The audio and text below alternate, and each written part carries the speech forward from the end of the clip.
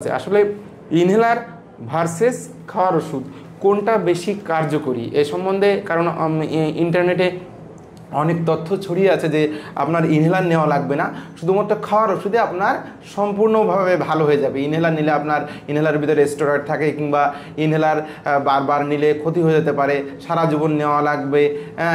আসলেই ইনহেলার না খাওয়ার ওষুধ কোনটা কার্যকরী? স্যারের কাছ থেকে আমরা সঠিক তথ্য আজকে জানবো। ধন্যবাদ দাদা, খুবই গুরুত্বপূর্ণ একটা কোশ্চেন। আমরা কিন্তু সবসময় ফেস করি এটা, যে রোগীদের বলে যখন আপনি ইনহেলার নেন, ইনহেলার ভালো থাকবেন, তখন বলে স্যার আমি তো ইনহেলার নিব না, আপনার মুখে খাওয়ার ওষুধ দেন। এখন আমি আপনাদের বলতে চাই, দেখেন আমরা যে ইনহেলার ব্যবহার করি, এটা কী করি? আমরা ইনহেল করি, তার সাথে সাথে আপনি কী করবেন? শ্বাস নেবেন, আপনার ফুসফুসে যায় এটা কাজ করবে। এটা কিন্তু আপনি যখনই শ্বাস নেবেন তখন যাই কিন্তু ফুসফুসের সাথে সাথে কাজ শুরু করবে।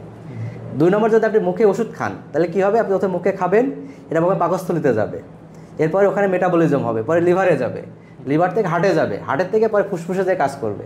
পরে দেখেন সেক্ষেত্রে একটা দীর্ঘ একটা পথ পার হয়ে কিন্তু ফুসফুসে কাজ করতেছে।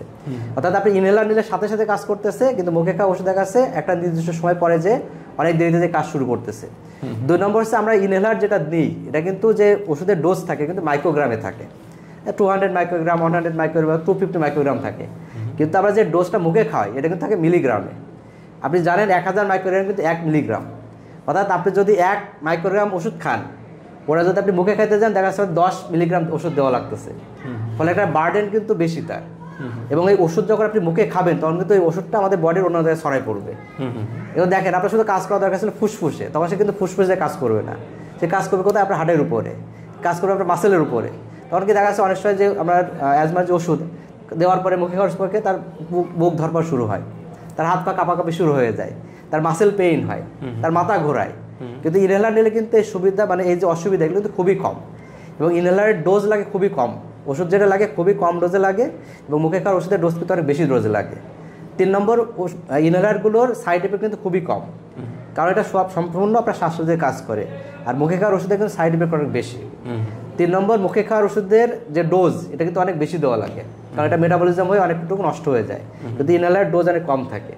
দাদা আপনি একটা যেটা বললেন যে আমরা স্টেরয়েড ইনহেলার দিই, এই স্টেরয়েড ইনহেলার বললাম যেটা না, এটা হচ্ছে 100, 200 বা 250 মাইক্রোগ্রাম দেওয়া হয়, এটা তো অনেক কম ডোজ। কিন্তু মুখে দিতে গেলে কিন্তু এটা আপনাকে 10, 20, 30, 40 এই ডোজে দেওয়া লাগে। ফলে দেখা যায় তাদের কিন্তু সাইড এফেক্ট বেশি হয় মুখে খাওয়ার ওষুধে, এবং যদি আমি ইনহেলার দিই তার সাইড এফেক্ট কিন্তু অনেক কম হয়।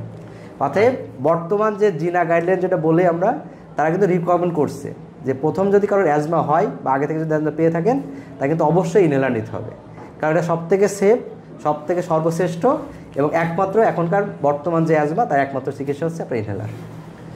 আচ্ছা, ধন্যবাদ স্যারকে।